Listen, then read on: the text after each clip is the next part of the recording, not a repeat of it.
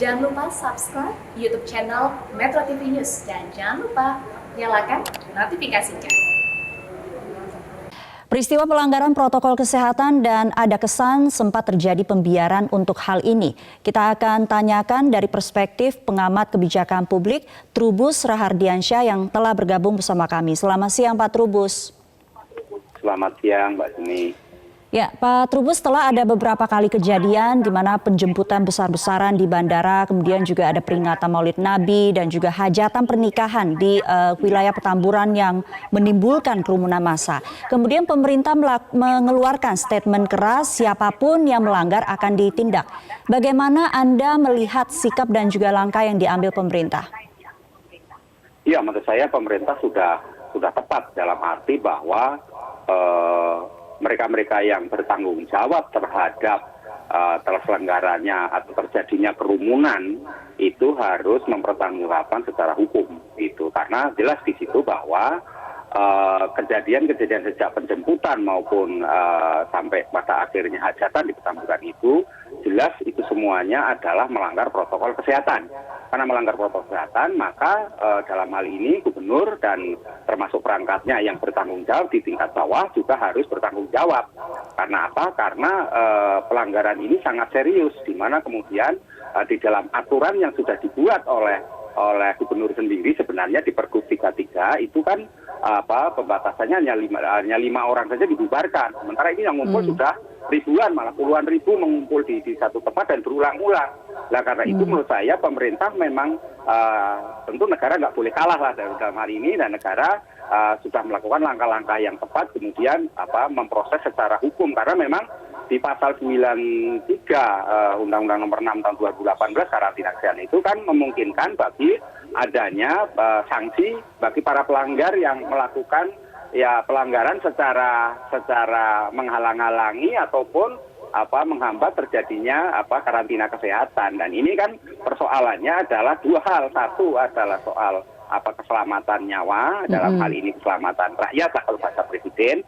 Yang kedua adalah soal wibawa negara, karena kan negara jadi tidak berwibawa kalau membiarkan ini terjadi, karena selama ini kan protokol kesehatan itu seperti sudah menjadi kurang, bukan saja kurang ditegakkan tapi memang diabaikan gitu, Mbak. Jadi akhirnya terkesan ada pembiaran seperti itu ya Pak Trubus ya. Pembiaran dan ada relaksasi gitu, kelonggaran, sehingga yang terjadi akhirnya pelanggarannya makin merajalela gitu. Ya Pak Trubus, kalau kita lihat dari Pemprov DKI mengaku mereka sudah mengirimkan surat himbauan kepada panitia dari hajatan. Ini saya bicara mengenai kejadian di Petamburan itu.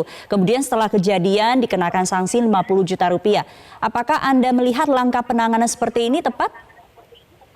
Ya, menurut saya langkah yang dilakukan itu sudah tidak tepat lagi. Kenapa? Karena harusnya malah pencegahan kan ini kan jadinya ada dua hal. Satu soal aspek pencegahan, satu lagi aspek penindakan.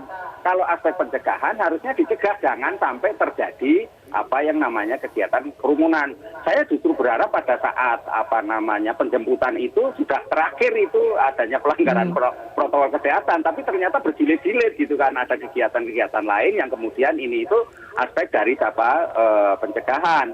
Nah, kemudian kalau penindakan, maka penindakannya kan didenda 50 juta. Uang 50 juta itu bagi kelompok-kelompok tertentu apun orang Jakarta yang kaya itu kecil sekali itu denda seperti itu. Meskipun aturannya memang hanya 50 juta.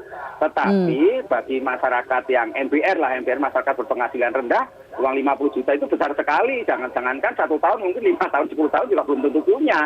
Nah, inilah menurut saya memang hukum harus berjalan dalam konteks ini, tidak saja memberikan sanksi denda, karena sanksi denda ini kan sebenarnya tujuannya hanya membuat konteksnya edukasi, sebenarnya pendidikan gitu, konteksnya edukasi. Tetapi manakala kemudian hanya 50 juta, ini harus dipikirkan kebijakan itu memunculkan namanya efek domino. Efek dominonya apa?